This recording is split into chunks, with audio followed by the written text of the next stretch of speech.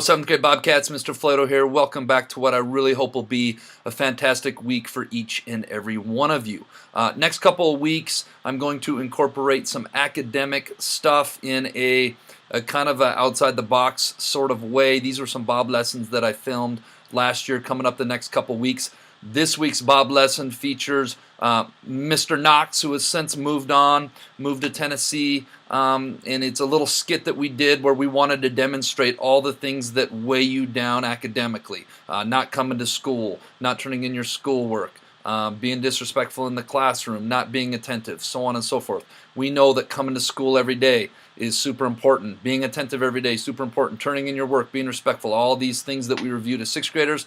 Going to put a little seventh grade spin on it for you guys. Hope you like it. No, Mr. Knox is no longer here with us, but the point is still serving of how to avoid being weighed down academically. Hope you guys like this Bob lesson. Hope you guys go out and make it a great week. All right, this week's Bob lesson is going to be titled Weighted Down. But first, let's be our best at HMS this week. Let's be safe.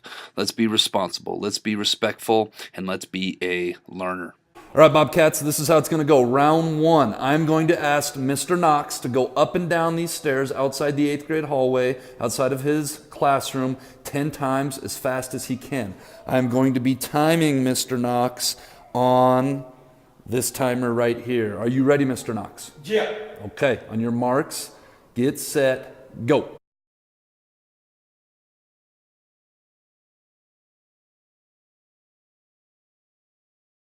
All right, Mr. Knox's time after the first round, going up and down, and we actually changed this to 7 times, was 41.3 seconds. All right, great work, Mr. Knox. You went up and down 7 times in 41 seconds, okay? All right. Nice work. Now this round, you've got is that a 40-pound vest on? Yeah, 40-pound vest, and I'm going to ask you to do the same thing. And this vest is going to represent when our 7th and 8th grade Bobcats miss school, right? Missing school is a huge, huge problem. I got some statistics that I'm going to throw up on this Bob lesson with it. Are you ready? Yeah. Up and down 7 times with the weighted vest. Good luck, sir.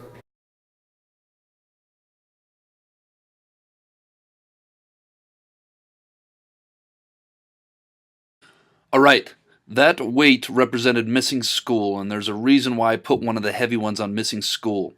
Did you know students who consistently, year after year, miss 10 days or more of school are 50% less likely to graduate from high school? I want everybody to stop and think about that statistic right now. It is so important that you are in that seat you are sitting in every single day, as many days as you can. I know sickness happens. I know stuff in life happens. We've got to get to school. One statistic I have that I'm very proud of is this is my 6th year of being a school counselor, and I have yet to take a sick day.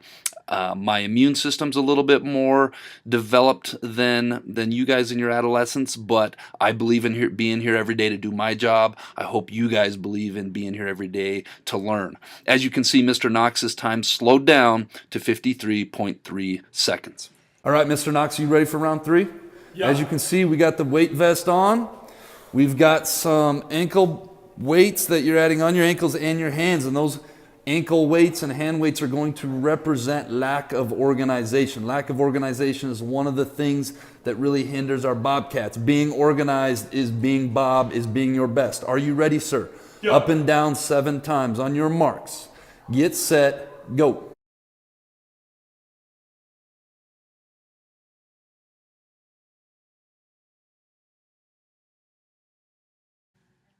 All right, that round, Mr. Knox finished in 54.92 seconds. That was having 2 weights on, missing school, combined with lack of organization. All right, great job, Mr. Knox. How you feeling? You're starting to look a little tired. Okay, your time slowed down by a few seconds. Okay, now we added some more on. We got double weights on your wrists and double weights on your ankles, and we still have the weight vest representing not coming to school. These new weight that we have put on are representing lack of attentiveness.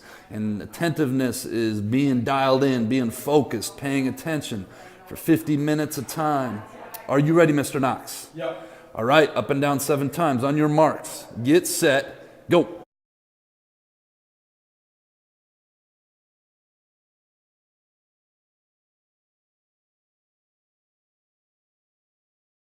All right, that round we had triple weights on. We had missing school, which is a huge problem for many of our Bobcats, plus lack of organization, and then added in lack of attentiveness or being focused or paying attention in the classroom, in school. And you can see his time slowed down to 1 minute, 1.67 seconds. Wow, great work, Mr. Knox. I see you're going big now with an extra 40 pounds, is that? Yeah. And this extra 40 pounds is going to represent when we're not being respectful in class, and so our teachers ask us to leave class, go down to the office, have a conversation with myself, Miss Pandis, or specifically Mr. Boyle. This one's gonna hurt, and this really, when we are not in class, we are disrespecting ourselves, and we're disrespecting ourselves because we are not in class learning and we are falling behind. Here we go, Mr. Knox, on your marks. Get set, go.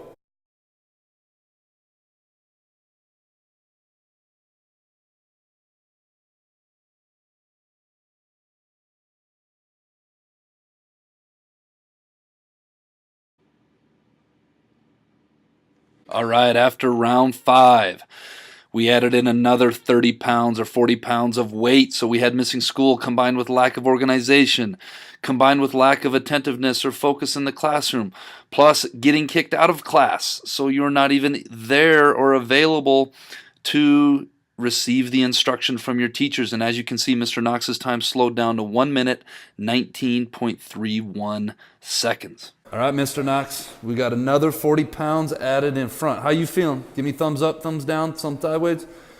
You doing it. All right, well, this backpack is going to represent just plain being lazy when we don't give it 110% every day. And I'll be the first to admit, it's hard to wake up every single day and give it 110%. But this life is a gift, and anything short than 110%, you're sacrificing that gift. Here we go, Mr. Knox. You got it. 7 more times.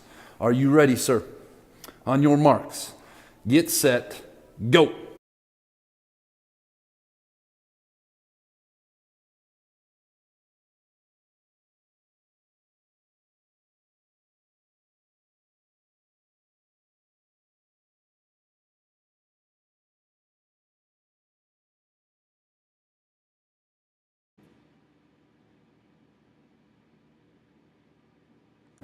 All right, Bobcats, so we ran out of weights, and so Mr. Knox, thinking outside, being the outside the box thinker he is, decided to go to the janitor closet and grab this thing. Mr. Knox, how much do you guesstimate that weighs? Another 20, 30 pounds. Another 20, 30 pounds. How much weight total do you have on you right now? 150. About 150 pounds. Okay. And this cleaning thing is going to represent peers that don't build you up, but instead tear you down and hinder you from achieving your goals. Here we go. Up and down 7 times, Mr. Knox. This is the final round. On your marks. Get set. Go.